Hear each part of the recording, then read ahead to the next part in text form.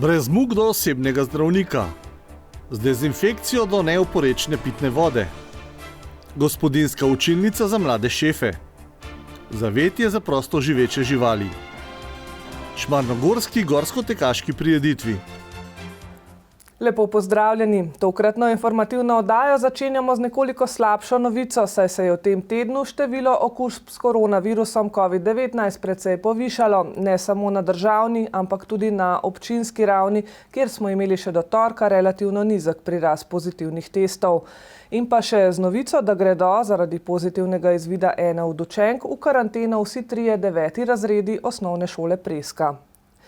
Naslednji pogovor z direktorico Zdravstvenega doma Medvode Marjeto Tomšič-Matič smo pripravili v ponedeljek 12. oktobra, torej v začetku tedna, ko še nismo slutili, s kakšno hitrostjo se nam približujejo strožji ukrepi za zajezitev širjenja koronavirusa in bolezni COVID-19. Razpolagali smo tudi s podatkom, da je občina Medvode ena od 2 občin v Sloveniji, ki je zagotovila brezplačno cepljenje za vse občane in zaposlene v javnih zavodih, če jim to seveda ne krije zdravstvena zavarovalnica. In ostale dileme, ali obstaja možnost, da Zdravstveni dom Medvode postane vstopna točka za testiranje, ko gre za sum okužbe, kako najhitreje do osebnega zdravnika in zakaj se še vedno prenaročajo nekateri pregledi načrtovani šele za konec leta. Teden dni nazaj sta župan občine Medvode Nejc Smole in direktorica Zdravstvenega doma Medvode Marjeta Tomšič-Matičeva javnosti predstavila akcijo brezplačnega cepljenja proti gripi za vse občane in tudi neobčane, če so ti zaposleni v naših javnih zavodih.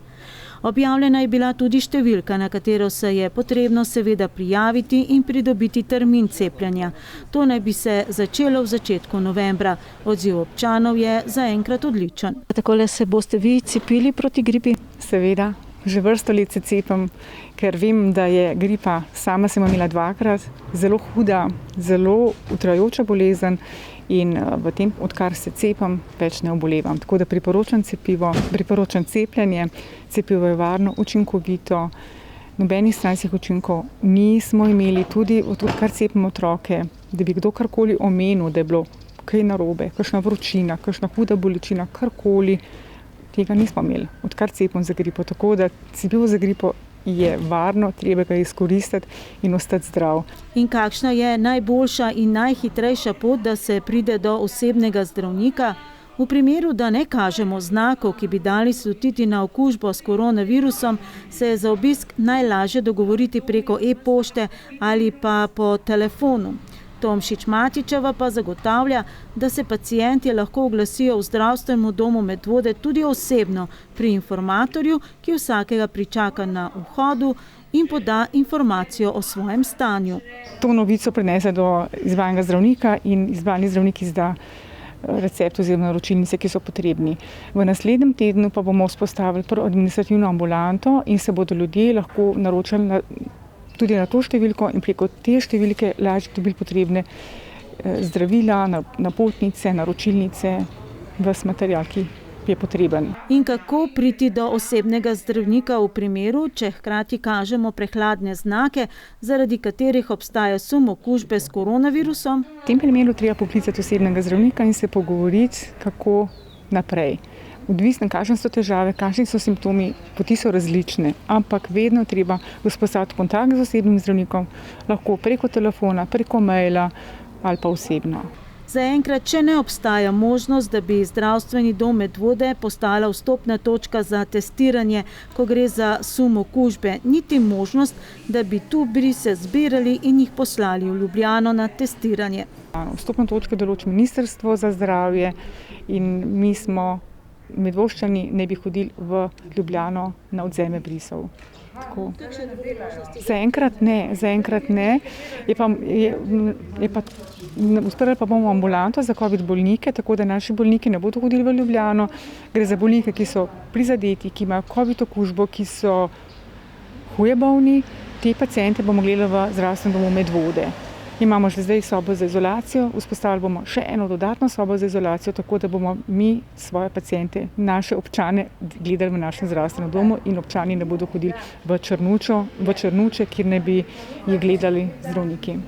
Torej, ambulanta da, prvi testi pa še vedno v Ljubljani. Ja, tako, zaenkrat ambulanto da, otroke že gledamo ves čas tukaj v Medvodah, medtem ko zdaj bodo pa tudi splošni dodatno vse ogrožene, hudo bolne, kar v Medvodah. In zakaj prihaja do prenaročanja nekaterih šele za november predvidenih pregledov v posameznih ambulantah?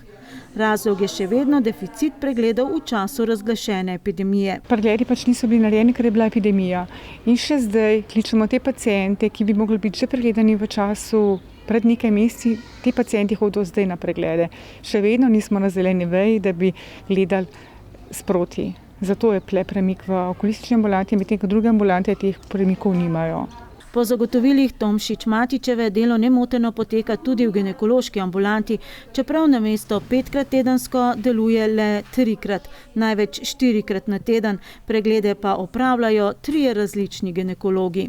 Prišlo je do izpada naše ginekologinje. Ginekologinja je na porodniškem dopustu in zato si pomagamo z ginekologi od drugod. Tako da imamo 3 ginekologije, ki hodijo v zdravstveni dom in pomagajo, da ta služba še vedno deluje. Deluje 3 do 4-krat na teden, tako da 4-krat na teden vedno, zelo malokrat je samo 3-krat na teden. To so ginekologi, ki imajo podjemno pogodbo z našim zdravstvenim domom, tako da smo lahko kljub vsemu zadovoljni, da imamo vsaj nekaj pomoči, kajti ginekologov v Sloveniji zelo manjka. Naše pacientke, naše noseče bodoče mamice so pravilno oskrbljene, tako da v tem primeru ne vidim kakšnih hudih deficitov. Že sicer naj bi vse programe do konca leta uspešno realizirali. Program je dosežen skoraj na vseh področjih, okulistika še malo manjka, alergološka ambulanta še nekoliko manjka, tudi ginekološka, medtem ko splošni zdravniki, pediatrična ambulanta, program je dosežen. Nacionalni inštitut za javno zdravje vsako leto pripravi posodobljene podatke o zdravju prebivalcev v slovenskih občinah. V Medvodah so kazalniki večinoma ugodnejši od slovenskega povprečja. Bistveno nižji od slovenskega povprečja je bil v lanskem letu delež oseb, ki prejemajo zdravila zaradi povišanega krvnega tlaka in sladkorne bolezni. Manj je bilo srčne kapi med starimi od 35 do 74 let, pri starejših prebivalcih je bilo manj zlomov kolka in skoraj za polovico manjša je bila stopnja umrljivosti zaradi samomora. V Medvodah 13 na 100 tisoč prebivalcev, v Sloveniji pa kar 19, pa tudi manj je prejemnikov zdravil zaradi duševnih motenj. In še en podatek, delovno aktivni prebivalci naše občine so za skoraj 2 dni manj na bolniški, kot je to slovensko povprečje, ki je po novem skoraj 16 dni in pol na leto. In kako je z odzivnostjo na preventivne programe? Odzivnost na program Svit, presejanje za raka debelega črevesa in danke, in na program Zora, presejanje za raka materničnega vratu, ne odstopa bistveno od slovenskega povprečja. Program Dora, presejanje za raka dojk, pa in to pozitivno. In kje se bistveno razlikujemo od slovenskega povprečja, in to negativno, po višjem številu obolelih za klopni meningoencefalitis. Včeraj smo se razveselili še ene novice, da je bila občina Medvode, poleg mestne občine Nova Gorica, izbrana kot zmagovalna in najbolj aktivna občina v letošnjem Evropskem tednu mobilnosti. Letos je sodelovalo 79 občin, ki so kljub spremenjenim razmeram izvedle zanimiv program. Podelitev nazivov in zahval je Ministrstvo za infrastrukturo izvedlo prek videokonference, več pa prihodnji teden.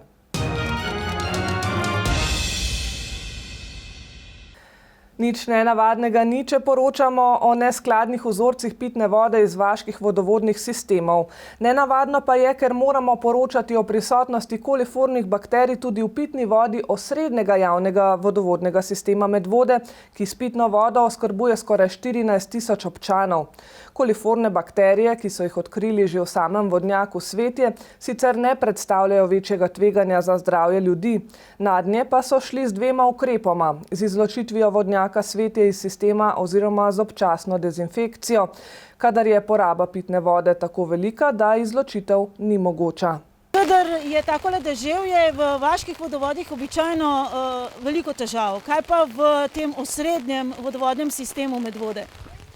Ob deževih do zdaj ni bilo težav, ker so vodni viri stabilni in ob deževu ne prihaja do kaljenja. Po zagotovilu našega sogovornika Roka Oblaka, zadolženega za kakovost vode v komunali Kranj, več kot desetletje v javnem vodovodnem sistemu Medvode, ki s pitno vodo oskrbuje skoraj 14 000 prebivalcev, ne pomnijo neskladnega vzorca pitne vode.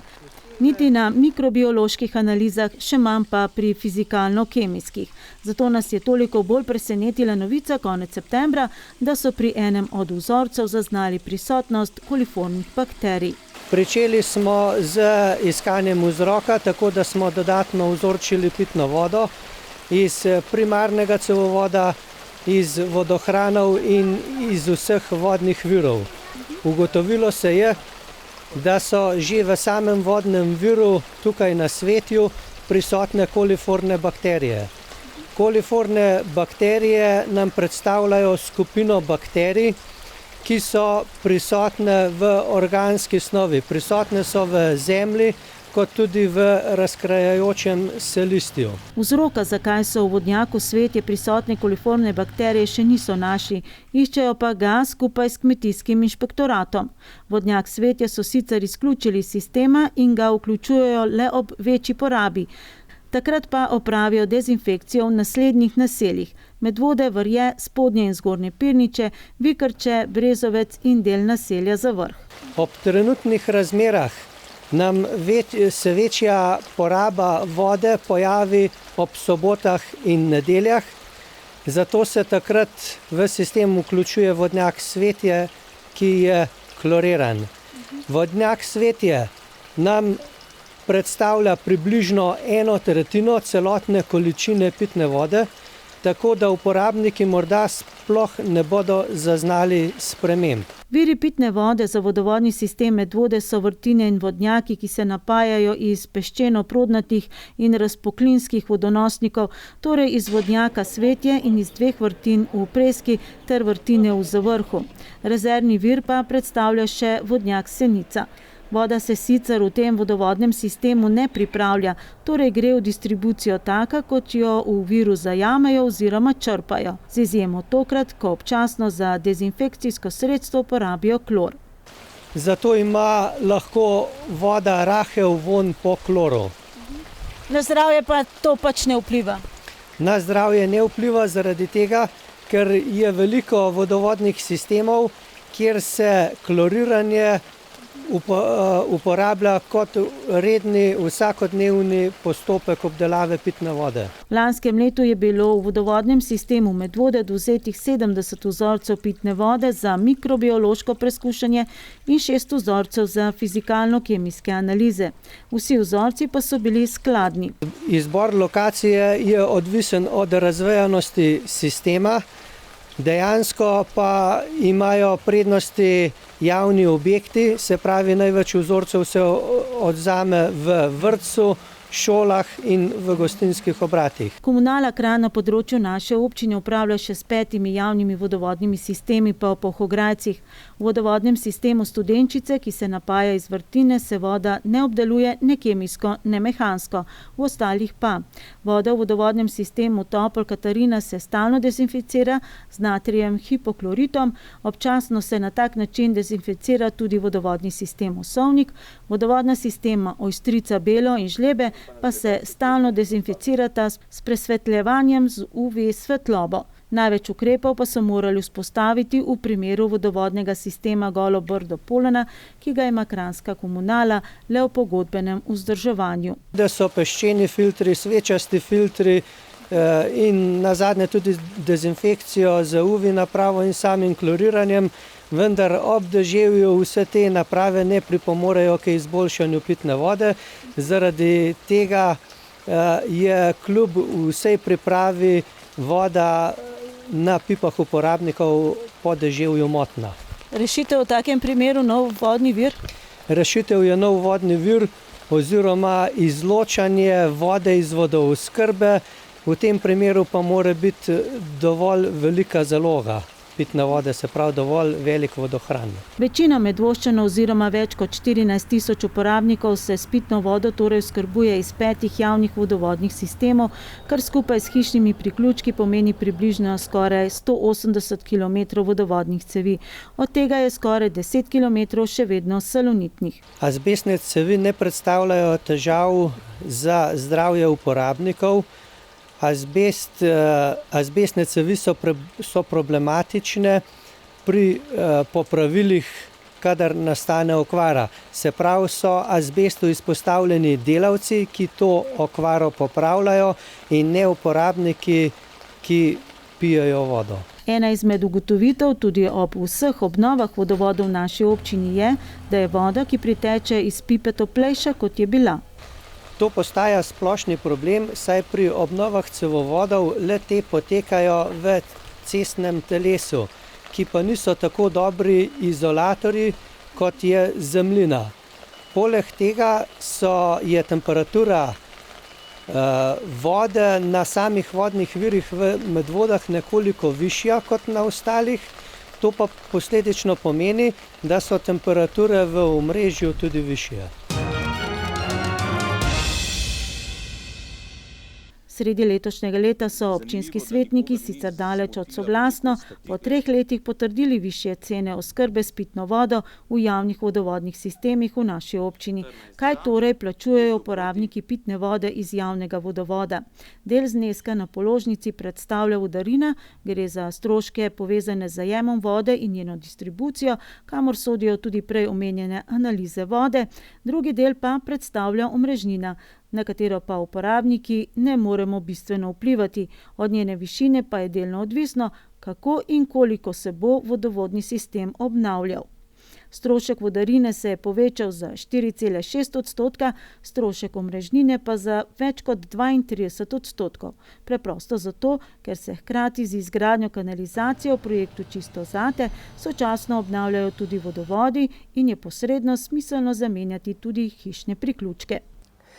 Predsedstvo Zveze borcev Slovenije je danes ujelo še zadnji dan, ko so lahko organizirali slavnostno sejo ob 75-letnici osvoboditve. Seja bi sicer morala biti med dnevom upora in dnevom zmage, vendar je zaradi takratne epidemije niso uspeli pripraviti. Im je pa danes uspelo, da so na seji lahko podelili svoje najvišja priznanja, zlate plakete in listine Zveze borcev. Med prejemniki letošnje zlate plakete je tudi Planinsko društvo Medvode, predvsem zaradi dobrega sodelovanja z občinsko borčevsko organizacijo, pomoči pri organizaciji ter izvedbi pohodov ter za prizadevanje pri postavitvi spominskega obeležja partizanskih tiskarn Trilov in Donas v dolini Ločnice. Zmaga Nike in Nika v oddaji Mali šef je tako njima kot osnovni šoli Preska prinesla veliko slave in pohval. Poleg tega pa jim je prineslo še nagradni znesek 10 000 evrov, ki so jih uporabili kot neke vrste začetni kapital pri prenovi gospodinjske učilnice. Prenova, ki je skupno znašala 30 000 evrov, je potekala med poletnimi počitnicami, deloma pa še v mesecu septembru.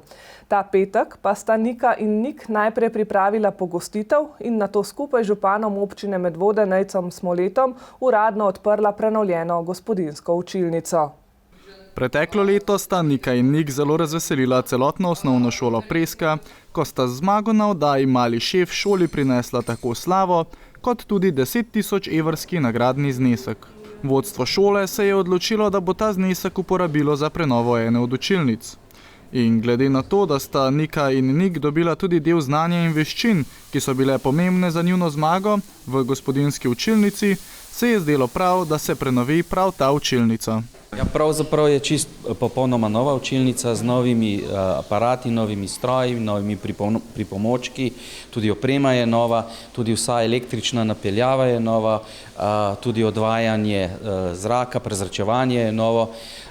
Bi pa rad tu omenil, da je pravzaprav ideja in začetek prenove sega v prejšnje leto, ko sta dva naša učenca, Nika in Nik, tule za mano ju tudi vidite, zmagala na tekmovanju Mali šef in sta priborila prvo nagrado v višini 10 000 evrov ki je bila potem tudi osnova, da smo začeli tudi intenzivno razmišljati, da bi pravzaprav učilnico gospodinjskega pouka prenovili v celoti. Namreč 10.000 evrov je bil njun vložek v to učilnico. Potem smo se povezali z občino Medvode, naredili načrt prenove in tukaj smo v novi učilnici, in danes, ki jo tudi danes uradno odpiramo. Skupen znesek prenove je 30.000 evrov. V petek so učilnico prvič pokazali tudi javnosti. Dopoldan ob 10. uri so v skladu z vsemi priporočili NIJZ učilnico uradno odprli župan občine Medvode Nejc Smole skupaj z zmagovalcema malega šefa Niko in Nikom.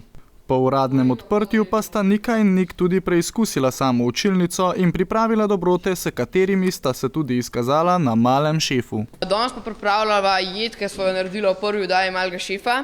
To je pečena račja prsa v tortili in z različno zelenjavo in 2 omakama, torej pomarančno in jogurtovo zelišče. Nika in Nik pravita, da sta tudi ona dva zelo vesela, da sta lahko na tak način pripomogla pri prenovi gospodinjske učilnice in da sta navdušena nad samo prenovljeno učilnico. Prav tako pravita, da sta bila deležna kar nekaj pohval svojih sošolcev in da sta vesela tudi tega, da bodo imeli sedaj vsi na šoli možnost uporabe nove in prenovljene gospodinjske učilnice.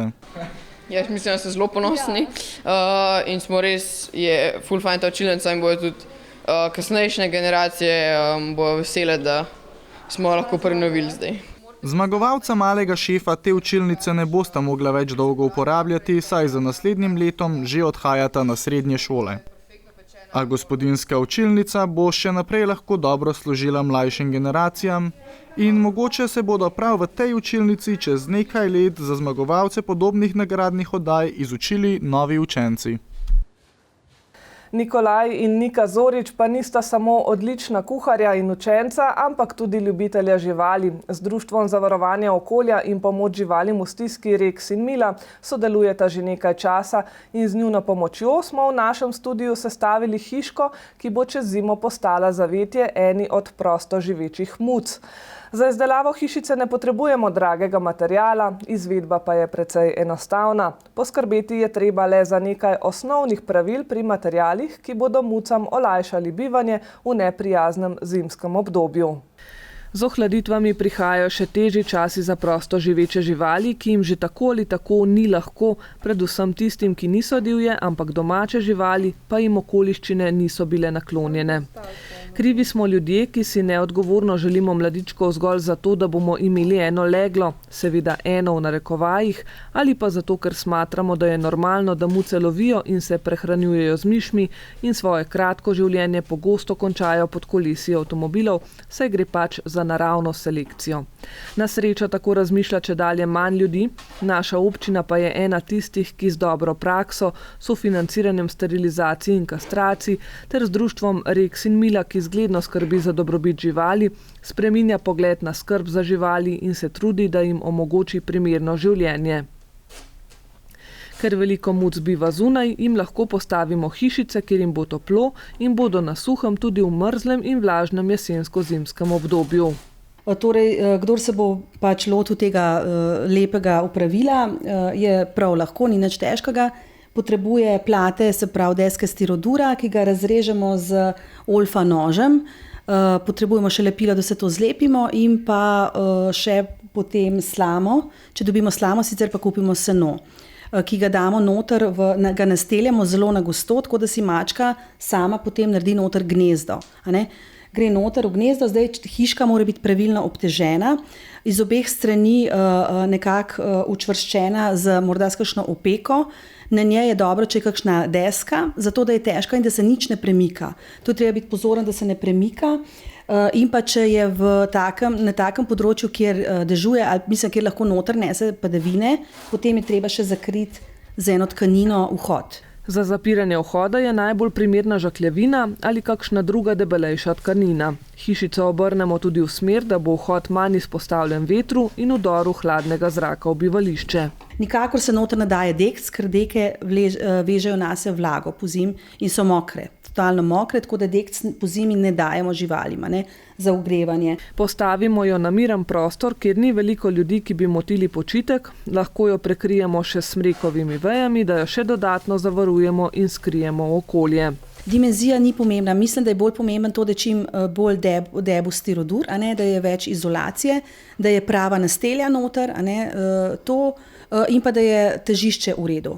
Zdaj, če dajemo hrano noter, mora biti mogoče malo večja, a ne, če pa hrano dajemo zunaj, a ne, da ima pač malo bolj veliko streho, ali pa da je itak pod streho, potem pa to sploh ni pomembno.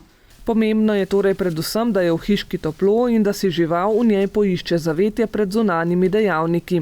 Ne pretežka naloga torej z ne prevelikimi stroški in opravili bomo dobro delo. Stroški sploh niso veliki, če delaš z otroki, je prav zabavno oziroma se pač še malo naučiš rokovati z Olfa nožem, tako da vsak prijatelj živali se lahko tega loti in nekam postavi hiško. Moramo pa vedeti, da treba mačka pač privabiti. Tukaj grejo mačke noter, poleti grejo ježki, po zimi, ko grejo ježki na hibernacijo, se pa ježki umaknejo v zavetja pod zemljo. Tam pa jim tudi lahko pomagamo. Za ježke so hišice malce drugačne, saj bodo v njih preživeli celo zimo in morajo biti zračne, nameščene pod streho in delno tudi pod zemljo. Tako da dobra je lahko plastika ali pa les.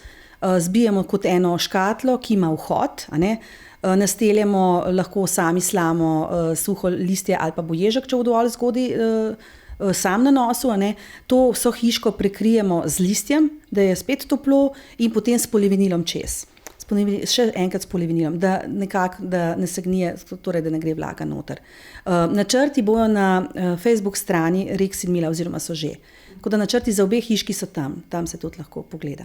Ježke imamo radi v svojem okolju, saj se prehranjujejo z nekaterimi škodljivci, kot so rdeči polži, ki so velika nadloga vrtnarjev. Zato je toliko bolj pomembno, da poskrbimo zanje in z njimi sobivamo. Zdaj je mogoče malce provokativno vprašanje, glede na to, da so ježki divje živali. Zakaj in pravzaprav potem mi postavljamo hiške? Ja, to sploh ni provokativno vprašanje, ampak je zelo aktualno vprašanje, a ne, je zelo na mestu. Zdaj, divjim živalim lahko pomagamo iz tega razloga, da enormno izumirajo.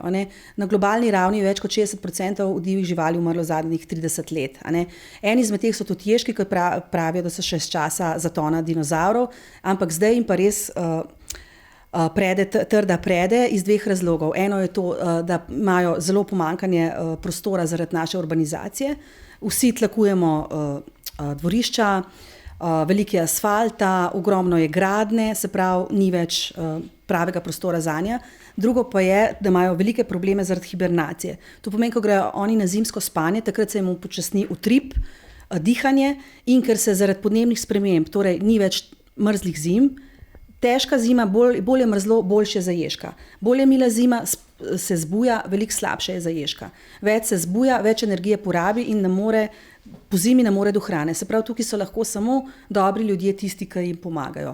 Od 1. oktobra lahko ježke tudi odlovimo in jim prezimovališče uredimo v kleti. Z nasveti pa vam lahko pomagajo tudi v zavetišču za prosto živeče živali v Muti ali pa se obrnite na kliniko za ptice, male sesavce in plazilce, kjer vam bodo prav tako radi pomagali z nasveti. Pomoč živalim mora biti namreč strokovna in pomembno je tudi, da vemo, s čim lahko živali hranimo, saj je več ljudskih vraž, ki priporočajo celo hrano, ki je prej škodljiva kot priporočljiva, na primer, da ježki lahko pijejo mleko, kar seveda ne drži.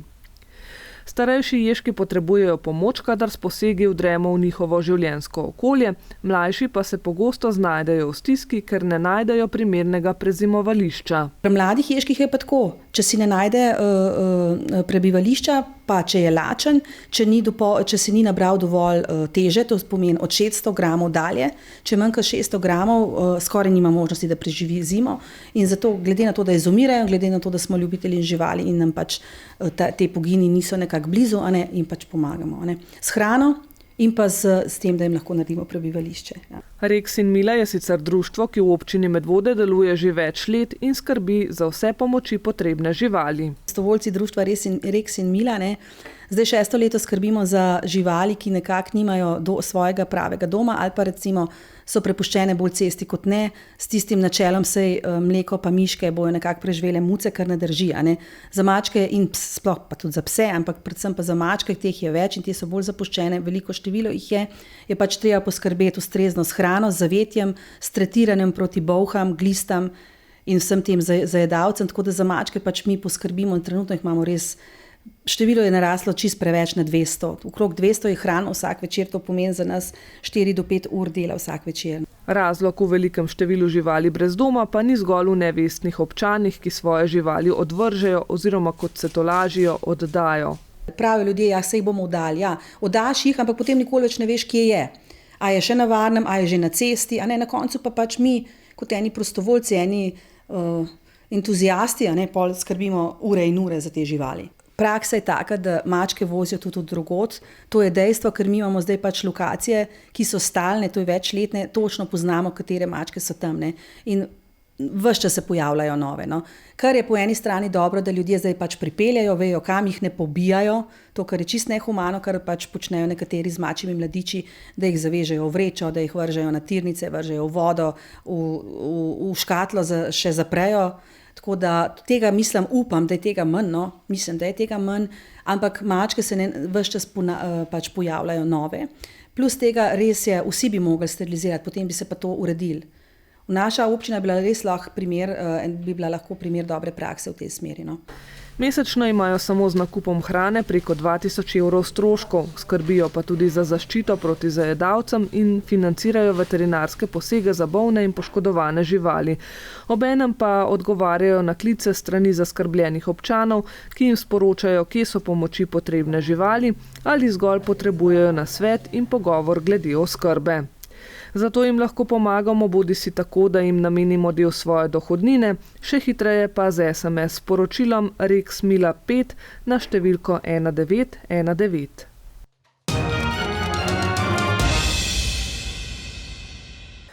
Pretekli vikend je na Šmarni gori potekala ena redkih tekaških in še redkejših gorsko-tekaških preizkušenj v letošnji sezoni, ki jo je močno oklestila epidemija koronavirusa v svetu.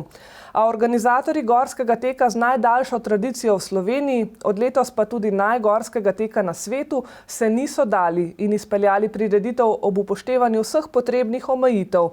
In to prvič celo z dvojnim programom, tako smo v petek spremljali tradicionalno spomladansko preizkušnjo, 25. rekord Šmarne gore, z novo rekordno znamko Eritrejca Abrahama.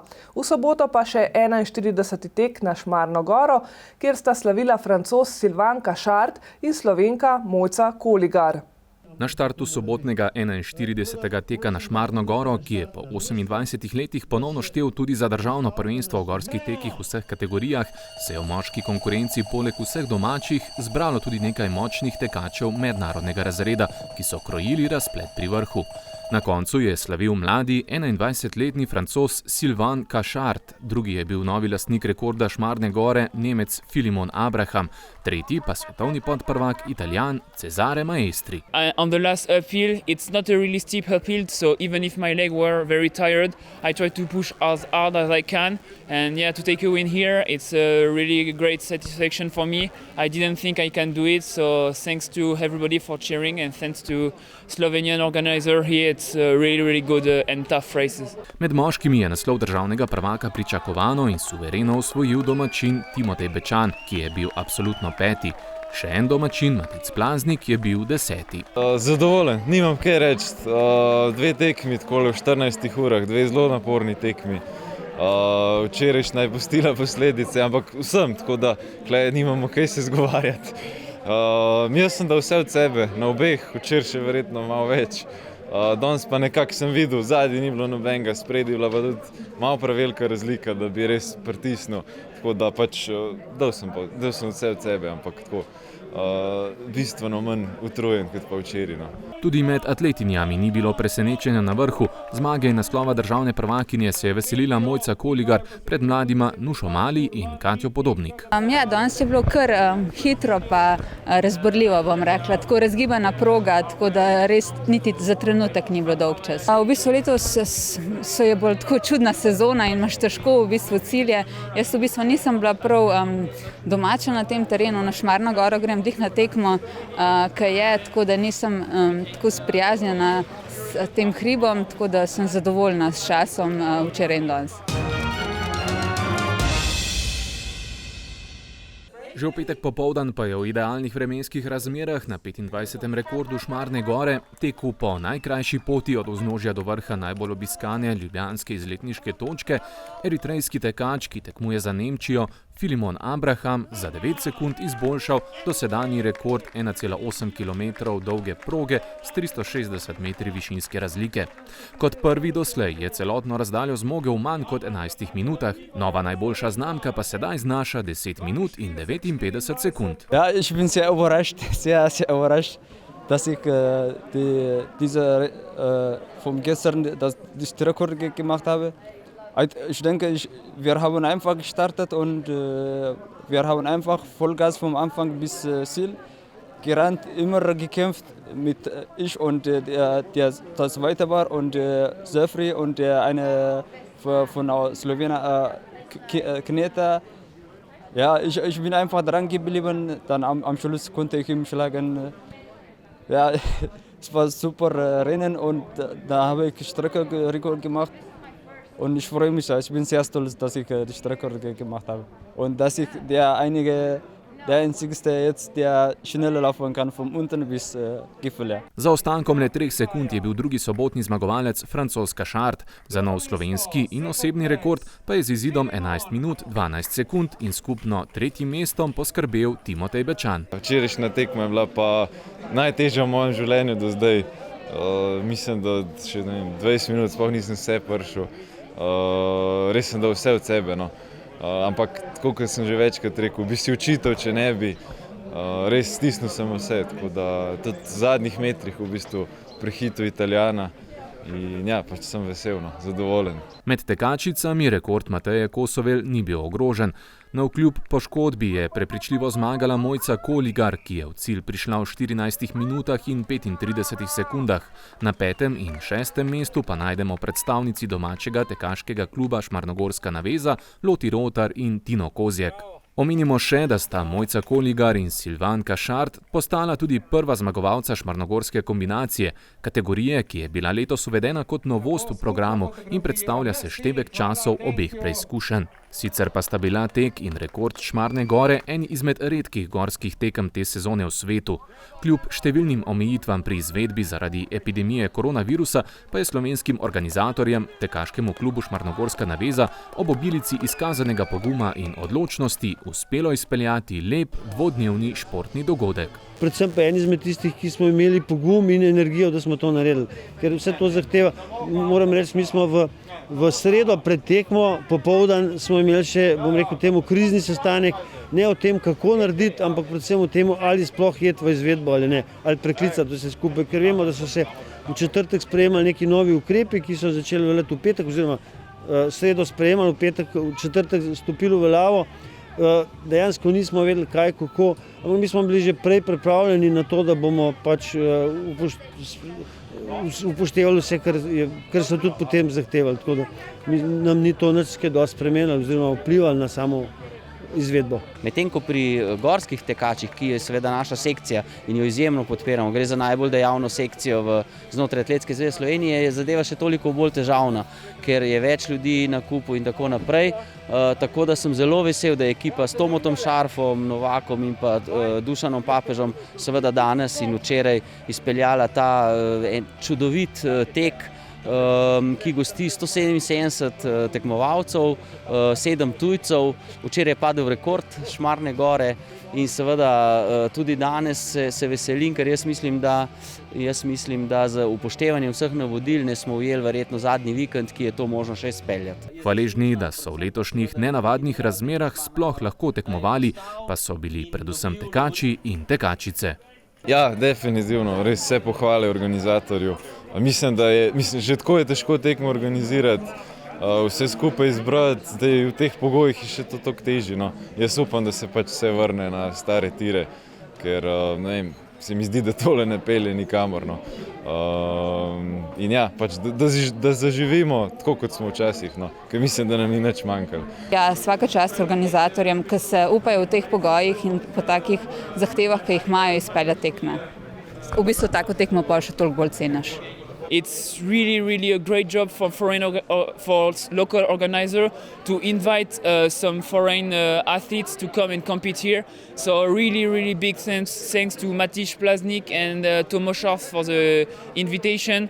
It's a really great pleasure to race and battle with not a big field but a very strong field, because Abraham is winning here without any COVID situation, so we know that he is very strong. So thanks a lot for the organizer, and hopefully see you in better situation, even if it was really good with the COVID, even with the COVID this year. Članska ekipa NK Jezero Medvode je v 6. krogu MNZ lige na gostujočem igrišču izgubila proti ekipi Ljubljana Hermes z rezultatom 2:1. Ekipa Združenih kadetov Škofja Loka Medvode pa je v 7. krogu Gorenjske nogometne lige Kadeti na domačem igrišču remizirala proti Niko Železniki z 2:2. V prvi B slovenski kegljaški ligi Zahod je Hidro v 5. krogu doma izgubil s Kranjčani, Triglav 2 je bil boljši z 2:6. V Ljubljanski ligi so odigrali 3. krog, Hidro 2 je bil neuspešen na domačem keglišču, Hidro 3 Medvode pa je delil podobno usodo v gosteh.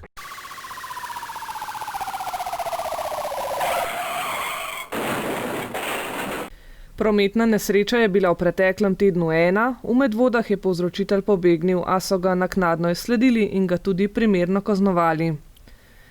V Pirničah je nekdo vlomil v delovni stroj in ukradel njegove dele. V Sori so vlomili v stanovanjsko hišo, v Medvodah pa poskušali vlomiti v osebni avtomobil. Na Varju pa je pustošil vlomilski cunami, saj policisti poročajo, da so tam obravnavali kar 5 vlomov v stanovanjske hiše. Tudi zato ne bo odveč opozorilo, da pazite na svoje premoženje in ga ne imejte na takšnih mestih, kjer vlomilci vedno pogledajo, ter predvsem bodite pozorni na dogajanje v vaši okolici. Če bo karkoli sumljivega, nemudoma obvestite policijo. Še do konca tega tedna ste pod drobnogledom policije vozniki in pešci, pa tudi vozniki tovornih vozil in avtobusov. Kontrole se izvajajo tudi na mestih, kjer je spremenjena signalizacija zaradi cestnih del, saj policisti dobivajo informacije, da številni vozniki signalizacije ne upoštevajo. Obveščajo vas tudi, da v teh dneh nadzirajo hitrost vožnje v naselju Zapoge. Za tekoče informacije o delu policistov Policijske uprave Ljubljana pa všečkajte njihovo Facebook stran. Kljub temu, da smo v času ponovnih omejitev, bomo za vse največ dobrega storili, če bomo upoštevali osnovne ukrepe, ne glede na to, ali verjamemo v resnost situacije ali ne. Dosledna higiena rok, nošenje maske in vzdrževanje fizične distance so ukrepi, ki jih ni težko izvajati in s tem olajšati sobivanje tudi s tistimi, ki bi jih morebitna okužba zaradi večje možnosti zapletov pripeljala v bolniško posteljo. Bodimo torej prijazni do ljudi in življenje bo vsaj za odtenek lepše. Hvala za vašo pozornost in nasvidenje.